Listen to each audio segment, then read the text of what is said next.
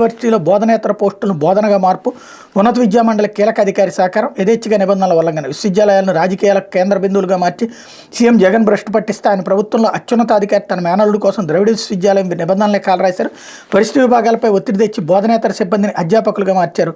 దీనికి ఉన్నత విద్యామండలిలోని ఓ కీలక వ్యక్తి సహకారం అందించారు. అప్పటికే అత్యున్నతాధికారి బినామీ పేర్లతో విశాఖలో భారీగా ఎస్ఐని భూములు కొనుగోలు చేసినట్టు ఆరోపణలని చిత్తూరు జిల్లాలోని ద్రవిడ విశ్వవిద్యాలయంలో ద్రవిడ సాహిత్యం కోసం ప్రచురణ విభాగాన్ని ఏర్పాటు చేశారు. ఇందులో అత్యున్నతాధికారి మేనల్లుతో సహా 11 మంది బోధనేతర సిబ్బంది పనిచేస్తున్నారు. ఆయన మేనల్లు సహాయ డైరెక్టర్ హోదాలో ఉన్నారు.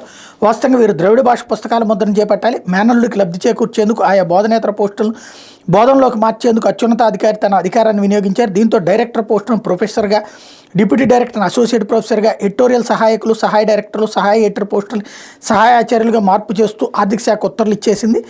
ఉమ్మడి ఏపీలో 1999లో ఇచ్చిన ఉత్తర్వులు 208 ప్రకారం సహాయ ఆచార్యుల భర్తీకి దేశవ్యాప్తంగా ప్రకటించి నియామక ప్రక్రియ చేపట్టాలి. యూజీసీ మార్గదర్శకాల ప్రకారం బోధనేతర పోస్టులను బోధనలోకి మార్చకూడదని ఉమ్మడి ఏపీలోని అన్ని విశ్వవిద్యాలయాలు ఉన్నత విద్యామండలికి 2007 మార్చి 23 ప్రభుత్వం ఆదేశాలు ఇచ్చింది.